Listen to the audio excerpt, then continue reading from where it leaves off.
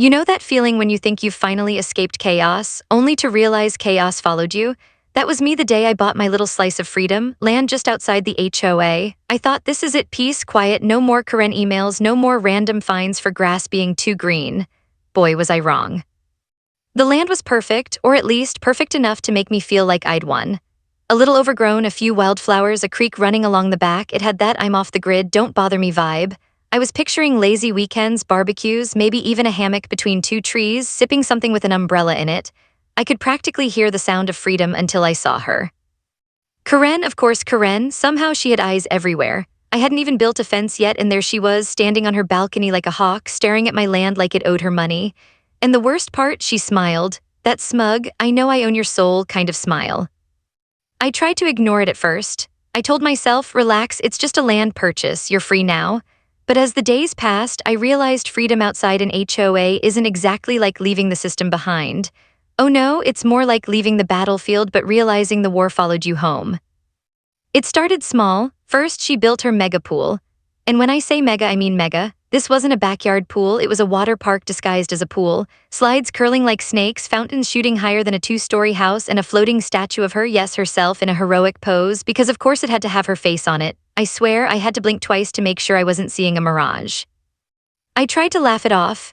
At least she can't touch me out here, I said. I paced my land, thinking about what I could do with this space.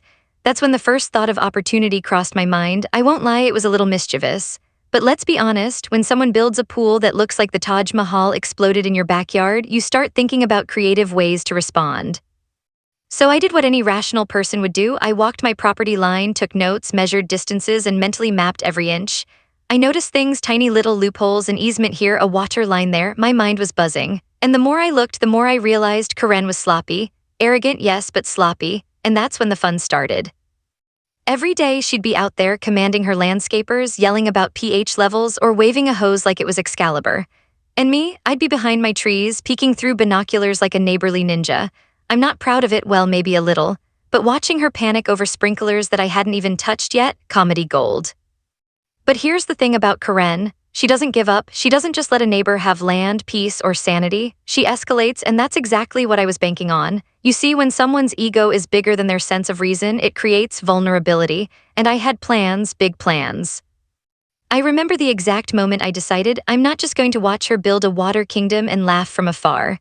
No, I'm going to take control, slowly, cleverly, legally. Every little rule she ignored, every sloppy oversight was a crack in her armor, and cracks, well, they always lead to collapse. As I stood there looking at her sparkling mega pool, the sun glinting off the water like diamonds, I felt that first rush of adrenaline.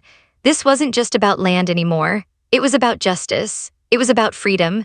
And most importantly, it was about showing Karen that outside her HOA bubble, she didn't run the show. I had no idea exactly how I was going to do it, but one thing was clear, this was going to be fun. The kind of fun that makes people watch till the very last second, leaning forward, wondering what happens next. And trust me, if you think this is just a story about land and a pool, you're about to learn exactly how wrong you are. Because Karen had no idea what was coming, and I was ready to turn her mega pool nightmare into my ultimate victory. I thought the first glimpse of Karen's mega pool was enough to scare anyone straight. But no, she kept going. Every morning I'd wake up to a new addition, a waterfall, a diving board that looked more like a launching pad, and yesterday, a floating bar shaped like a giant swan. I swear the next thing she'd build would be a zip line straight into the pool just so she could yell, I'm living my best life and you're watching. I had to admit it was impressive. The pool looked like something out of a Vegas commercial, and there she was on her balcony wearing sunglasses and waving like she'd just won the lottery of life. But every day I felt my mind ticking. She was showing off, overextending, and leaving mistakes everywhere. My imagination went wild. That's when the idea hit me. Maybe I couldn't stop the pool, but I could make it work for me. Now, let's be honest, I'm not some kind of criminal mastermind. I just have a slightly excessive love for justice and sometimes loopholes. As I walked my property line, I noticed something. Karen had buried the pool pump and filter system in a spot that technically crossed onto my land by a few inches. Yeah, just a few inches, but enough to make my heart race. That's the kind of tiny detail that turns an ordinary neighbor feud into a full-blown saga. I paced, I stared, I even crouched behind my shed and pretended to take notes while a curious squirrel stared at me like I was the crazy one. But this was it, a crack, a way in. And of course, Karen was oblivious. Every day she would host pool parties with guests that looked like they just walked out of a magazine. There were floating inflatables shaped like unicorns, neon pool noodles, and speakers blasting the kind of music that makes you feel both jealous and slightly old. I watched from my land, secretly jotting down measurements, snapping a few photos for, evidence. But here's the thing about Karen, she's dramatic, and dramatic people are predictable. Every morning, she would start her day with the same routine, checking the water chemistry, fussing over the pool lights, adjusting fountains like she was conducting an orchestra. It was almost hypnotic. Almost. One day, I decided to test her reactions. Nothing crazy, just a small, harmless move. I gently adjusted one of her sprinklers so it sprayed in the opposite direction. A tiny shift, a little chaos. But the reaction, oh, it was beautiful. Karen appeared on her balcony, hands on her hips, squinting like she had just discovered a crime scene. She stomped down to the pool, muttering something about water contamination and illegal splashes, waving her hands like a conductor calling the police. And her guests, they were confused, but she made it sound like an emergency. I had to fight laughter. It was childish, I know, but I couldn't help it. Watching her panic over something so trivial, sweet vindication. And the best part? It didn't cost me a dime and it set the tone. She had no idea I was even starting to play the game. From that day, I began my careful observations. Every pool party, every over-the-top fountain, every new addition to her aquatic empire, I noted it. And while Karen thought she was flexing power, I was plotting. I wasn't just going to watch. I was going to wait for the perfect moment, the perfect domino to push. And let's be honest, Karen was practically begging for it. The floating bar, the swan, the slides, everything she built had a flaw, something that could be turned in my favor. And when you're dealing with someone who can't see beyond their own ego, you realize how easy it is to set up the next move. By the end of that week, I had a plan forming in my head, a step-by-step slow-motion strategy that would make her overconfidence her downfall. But it was delicate. One wrong move and it would backfire. That tension, that's the part that makes every minute thrilling. And if you've ever been on the outside of a mega HOA power play, you know exactly what I'm talking about. So as I sat in my hammock that evening, sipping something with an umbrella in it, because yes, I do live the ironic life, I watched the sunset reflect off her pool. It sparkled like diamonds mocking me, but I smiled. Inside, I knew something she didn't. Her water kingdom wasn't untouchable. It was just waiting for the right domino. And the domino, let's just say it's about to fall. By now, I knew one thing for sure. Karen's mega pool wasn't just a pool, it was a monument to her ego. And like any monument built on arrogance, it had cracks. Tiny, almost invisible cracks. But cracks are all you need when you're playing the long game. And trust me, I was ready to play. I spent that week observing her like a hawk, well, a slightly mischievous hawk. Every morning, she followed the same routine. Sunglasses on, clipboard in hand, yelling at the landscapers like she was directing a Broadway show. Every evening, she would inspect her floating swan bar, probably imagining it was a throne. And me? I was taking notes, measuring distances, drawing mental maps. I realized something important. Karen had no idea how her pool interacted with the property lines. Little things, pipes, drainage, easements, stuff she assumed was hers, technically wasn't. And as someone standing just outside her bubble, I had every right to notice and every right to plan. So I started plotting, not with anger, oh no, that would be messy. I planned with precision. Step 1, understand the weaknesses. Step 2, wait for her ego to make the next move. Step 3, execute, simple, right, in theory. In practice, it was like choreographing a ballet with a tiger. I'll admit I got a little carried away. There I was, crouched behind a bush with my notebook, scribbling diagrams while squirrels stared at me like I'd lost my mind. I imagined myself narrating the story for YouTube. Here I am, peeking through foliage like a stealth ninja, planning to topple the suburban queen. Honestly, if anyone had walked by, I probably would have been arrested for suspiciously clever plotting. But the beauty of Karen's routine was that she made herself predictable. Every Thursday, she hosted her pool supremacy parties. She'd invite neighbors, bring in inflatable slides, and blow up her latest floating contraption. It was almost cinematic, her strutting around like she was hosting the Oscars of backyard extravagance. And that's when I realized the perfect opportunity was going to come from her own hands. The first move wasn't going to be dramatic. No, this was a slow burn. I decided to start small, something subtle to test the waters. Literally, I adjusted a boundary marker that she didn't even know existed. It was a tiny shift, just enough to make her landscaping team question a minor measurement. And when she noticed, oh, the panic. She stormed over, arms flailing, muttering about property rights and illegal encroachment.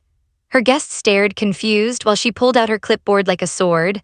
I smiled from a distance, keeping calm, pretending to water my shrubs. And the best part, she had no idea it wasn't my first move, it was the test. Now this part requires finesse. You can't just go in swinging when someone like Karen is involved. Ego, panic, and a little bit of social leverage are all you need to set the stage. I began noting every minor slip she made, every oversight, every tiny thing that would eventually tip the domino. But while I was plotting, Karen continued to escalate.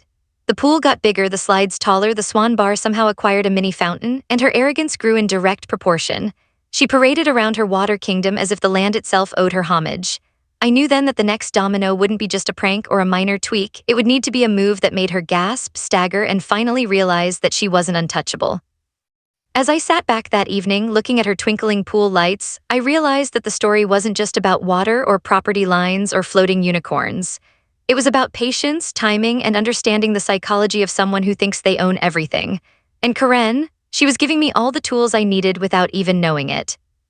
I leaned back in my hammock, sipping my drink with that little umbrella sticking out. I could see her through the trees, still waving to imaginary fans, still acting like the queen of the world. And I thought to myself, this is going to be beautiful. Slow, clever, and utterly satisfying. I wasn't just going to fight her with anger or confrontation. No, this was going to be about strategy. Every misstep she made, every foolish addition to her watery empire was a piece of the puzzle. And once all the pieces were in place, well, let's just say she wouldn't know what hit her. But first, I had to be patient. Every move had to be timed perfectly. Every domino had to be lined up. And that meant watching, waiting, and plotting while keeping just enough humor in my approach to stay sane. Because when the first domino falls, it's going to be spectacular. And I'll be there, watching Karen's mega pool empire wobble, smiling from my little patch of freedom. I knew the time had come to stop observing and start acting. But let me be clear, this wasn't about revenge, not really. It was about balance. About showing Karen that outside the HOA, her mega pool empire wasn't untouchable. And let's face it, after weeks of watching her strut around like she owned the world, I was more than ready. The first move had to be subtle. Nothing overt, no flashing signs or dramatic confrontations. That's rookie territory. No, I wanted something clever, something that would make her think what just happened. I started small. One of the sprinkler heads near her pool was positioned just slightly over the property line. A tiny adjustment would redirect a few jets of water, not enough to ruin the pool, but just enough to make her landscapers scratch their heads. Simple, elegant, and almost invisible. The morning I made the move, I hid behind a tree and watched. Karen appeared on her balcony with her usual sunglasses, clipboard, and self-important air. She didn't see me. She didn't see the tiny shift in the sprinkler. But then it happened. Her pool crew came running up looking panicked. Karen, something's wrong with the sprinklers," one of them asked, eyes darting nervously. Karen's reaction was priceless. She stomped over, flailing her arms, muttering about illegal water interference and neighborhood sabotage. Her guests stared, unsure whether to laugh or call security. And me, I couldn't stop grinning behind my tree. It was beautiful. But that was just the opening act. Over the next few days, I continued with small, calculated adjustments. A hose redirected here, a minor boundary marker moved there. Each change was harmless, but it threw Karen off her game. Her pool, once the crown jewel of her domain, now had tiny inconsistencies that only she could notice, and she noticed everything. One afternoon, I watched as she tried to recalibrate the pool's filtration system. Water started gurgling oddly, fountains sputtered, and the swan bar rocked slightly like it had a mind of its own. Karen turned pale, shouting at her landscapers like they'd personally offended her. "This is unacceptable, who did this?" Her guests whispered, her staff panicked, and somewhere in the background, a dog barked in confusion. And me? I was sipping my drink, taking notes, and enjoying the chaos. It wasn't mean-spirited, it was poetic justice. By now, I had a rhythm. Observe, plan, execute, step back and watch the dominoes wobble. Each move was designed to build tension, to slowly unravel Karen's sense of control. And here's the thing about people like her, they get sloppy when they panic. Every frantic decision she made created new opportunities. I also started noticing patterns in her behavior. Every time something went slightly wrong, she doubled down. She added more lights, built a new fountain, or installed yet another inflatable obstacle. In her mind, she was reclaiming control. In reality, she was digging herself deeper. The suspense in all this was addictive. Every morning, I woke up wondering, what will Karen do today? How far will her panic go? And every evening, I reviewed the tiny victories. A shifted sprinkler, a misaligned fountain, a slightly off water jet, each small win was a step closer to the ultimate goal. By the end of that week, I realized something amazing. This wasn't just a game, it was a performance. And I was the unseen conductor orchestrating every reaction, every meltdown, every frantic gesture from Karen. The best part, she had no idea. She thought she was in total control. But control is an illusion, and Karen, she was about to learn that outside her HOA bubble, illusions fade fast. That night I sat on my porch looking at her pool sparkling in the sunset. It looked perfect from a distance, almost serene. But I knew better. Every fountain, every slide, every floating swan was a ticking time bomb carefully placed, waiting for the right domino to fall. And I knew exactly which domino to tip first. I've always said that victory belongs to the patient and the clever. After weeks of careful observation, tiny pranks, and watching Karen melt down over her so-called perfect pool, I realized the time had come to escalate. Small adjustments were fun, sure, but they weren't enough. I needed leverage, something permanent, something that would make Karen realize she wasn't untouchable. That's when I found it, the loopholes. It wasn't obvious, it wasn't flashy. It was hidden in plain sight in the property documents, buried in a clause about easements and water rights that Karen, in her overconfidence, had completely ignored. You see, she assumed she owned every drop of water that touched her pool, but legally, that creek running along my land was partially hers but partially mine. And she had crossed that line when she extended her pool and installed her giant fountain system. I remember sitting at my desk, blinking at the legal paperwork like a kid trying to solve a Rubik's Cube, and then it hit me, this is it. This is the domino that could start the avalanche. Every sprinkler, every water pipe, every absurd fountain became fair game, and Karen, with all her ego, had no clue. I spent the next day carefully planning my move. Timing was everything. I couldn't just confront her, it had to be precise, clever, and unavoidable. I walked the land again, measuring distances, tracing the water lines, mapping every possible angle. It was like preparing for a chess match, except my opponent was a raging, oversized toddler in sunglasses. The beauty of this plan was its subtlety. I wasn't destroying anything. I wasn't causing chaos for chaos's sake. I was just nudging reality into its proper alignment. Every small adjustment I'd made so far, practice. This was the big leagues. The morning I executed the first part of the plan, I felt the familiar adrenaline rush. My hands shook slightly, not from fear but from excitement. I adjusted the main pipe that led from the creek to her pool just enough to redirect a tiny flow onto my property, nothing catastrophic, nothing she could call the HOA about, just strategic. And then I waited. Karen, as predicted, noticed immediately. She stomped onto her deck, hands on her hips, glaring at her landscapers. "Why is the water level off? Who did this?" she shouted, voice echoing across the yard. Her guests whispered nervously. The landscapers shrugged helplessly. And I was hiding behind a tree, trying not to laugh too loud. But the real fun began later that day. As she fiddled with the fountains and pumps, I noticed her frustration growing. She started making mistakes, big mistakes. She adjusted the pipes incorrectly, turning her mega waterfall into a weak trickle, and her floating bar tilted dangerously. Every attempt to reclaim control made things worse. And the best part, she didn't even know why. I realized then that the game had changed. Small pranks were fun, but now I had leverage. The legal loophole meant I could escalate without fear, and every sloppy move Karen made only accelerated her downfall. And let's be honest, the look on her face when she finally realized she wasn't in control, priceless. By evening, I had the first domino set perfectly. A little pressure on her water rights, a few carefully timed adjustments, and Karen was scrambling. Her confidence, which had been sky-high just days ago, was wobbling, and I sat back, watching it all unfold like a director watching her star-studded disaster movie. But here's the thing about suspense, it's addictive. Every time I checked my land, every time I saw Karen packing, adjusting, panicking, my mind started plotting the next move.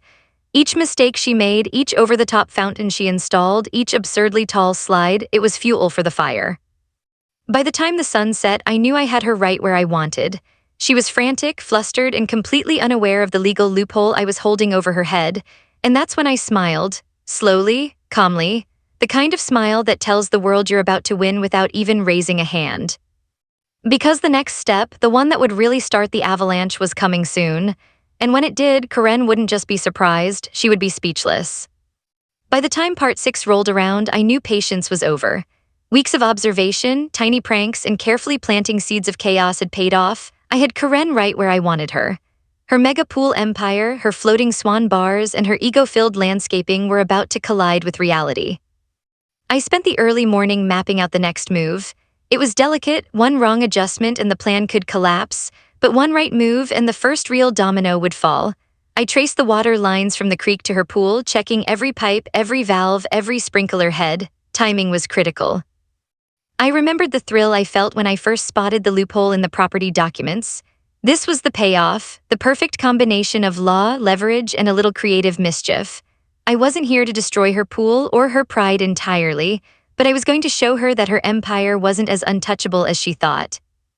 I made the first adjustment carefully, almost surgically, redirecting a portion of her water supply so it gently flowed back onto my land. It wasn't much. You wouldn't even notice it if you didn't know it was coming. But to Karen, it was chaos. I watched from my tree line as she arrived at the pool, coffee in hand, ready to survey her kingdom. And then it happened.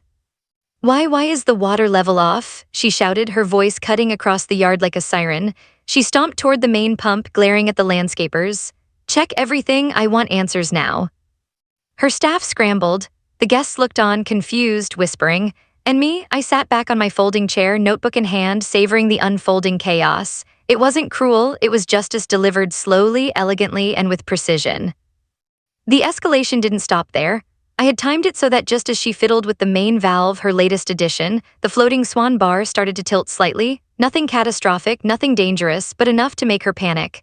Her face turned red, her arms flailing as she tried to adjust it while simultaneously yelling at her landscapers and guests. And she had no idea why. That was the beauty of it. Karen's confidence was cracking. Her pool, once a perfect symbol of her control, was now a series of unpredictable events, little problems that made her lose her composure. And the best part, every mistake she made fed into the next. She started overcompensating, adding more fountains, trying to recalibrate the water flow, all while ignoring the tiny adjustments I'd made earlier. I leaned back, sipping my drink and imagining the narrative I'd be telling later. Here I am, I'd say, watching a queen panic over a floating swan while her empire slowly falls apart. It was almost cinematic. By mid-afternoon, the dominoes were beginning to wobble. The mini waterfall she'd been so proud of was sputtering. The pool jets were misaligned. Even her staff looked like they were questioning their career choices. And Karen, she was losing it, yelling at anyone within earshot, her sunglasses slipping down her nose as if the world itself had betrayed her.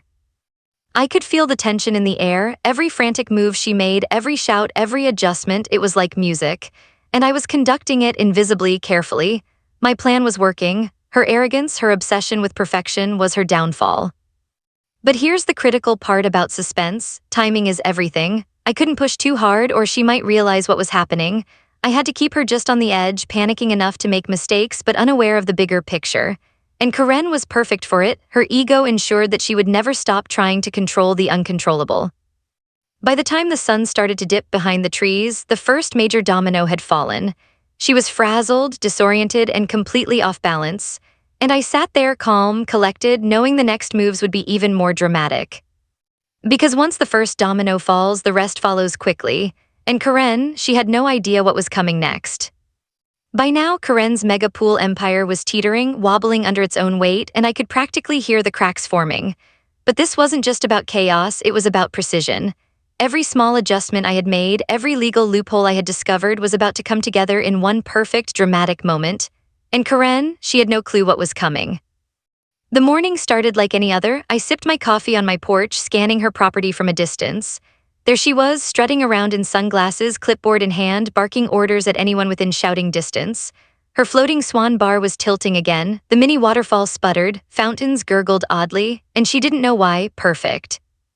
I made my way closer, carefully staying on my land, notebook in hand. Today wasn't about small pranks or subtle adjustments. Today was the big move, the one that would finally force Karen to realize her ego and overconfidence had limits. It started with the water flow. Using the tiny loophole I had found in the property documents, I redirected the creek slightly to flow more onto my land. Again, it wasn't catastrophic, just enough to throw her pool's delicate balance off, and as predicted, chaos ensued. Karen stormed out of her pool house like a hurricane. "What is going on?" she screamed, waving her hands as if she could physically command the water to cooperate. The guests scattered, unsure if they should intervene or call the HOA. Her landscapers were in full panic mode. And I stayed calm, taking notes and savoring the perfect timing of it all. But the true genius of the move wasn't just in redirecting water. It was in letting her own mistakes amplify the problem. She overcompensated, adjusting valves, recalibrating pumps, and trying to fix the fountains. Each adjustment caused another domino to fall, a tilted floating bar here, a sputtering waterfall there. The pool she had once proudly flaunted as a symbol of perfection was now a miniature disaster zone. Karen's frustration reached a peak. She stomped across the deck, clutching her clipboard like a shield. "This is sabotage, someone is interfering with my property," she shouted, looking around wildly. Her voice cracked, echoing across the yard. I could almost hear the gears turning in her head. She thought she was losing control, but she had no idea why. This is the part where suspense really takes hold. Every second counts. Every small mistake she makes builds tension, keeps the audience on the edge of their seats. And Karen was delivering drama like a pro. She tried adjusting the main fountain again, only to have the water spray sideways, soaking her perfectly manicured guests. The chaos was escalating in real time. I stepped forward slightly, just enough to be visible but still on my own property. Calmly, I called out, "Karen, you might want to check your property lines." She froze, the sunglasses slipped slightly down her nose. What are you talking about?" she demanded, voice shaking with panic. I smiled. "This little creek, part of it is on my property. Your mega pool, your fountains, even that swan bar, they're technically over the line, but don't worry, I've documented everything." I held up my notebook, pictures, and measurements. For a moment, Karen couldn't speak. Her mouth opened, closed, opened again. Her empire, the one she had flaunted, the one she had built with such pride, suddenly seemed fragile, exposed, and vulnerable. And that, my friends, is when victory hits differently. It's not loud. It's not dramatic in the obvious way. It's quiet. It's a smile behind the trees, a sip of coffee, and the knowledge that patience, strategy, and timing have finally paid off. Karen's scream eventually broke the silence, but this time it wasn't at the water, it was at reality itself. Her mega pool, her fountains, her floating swan, they were all hers no longer, at least not in the way she thought. And me, I just stood there calm, collected, and satisfied, because outside her HOA bubble, control works differently. And sometimes, a little patience, cleverness, and knowing the rules can turn even the most over-the-top mega pool into a lesson in humility. The dust had finally settled. Well, metaphorically, because literal dust from Karen's mega pool chaos was still floating in the air. I leaned back on my porch, sipping a well-earned drink, and took in the scene.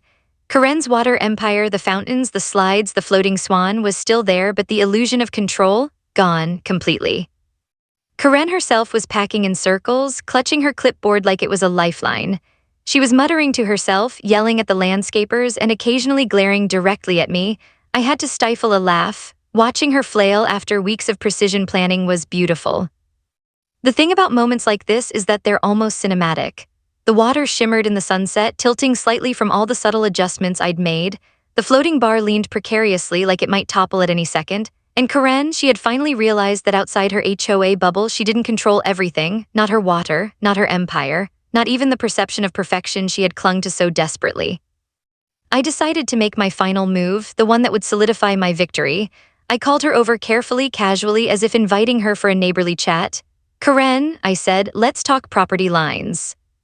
Her eyes went wide. "You what?"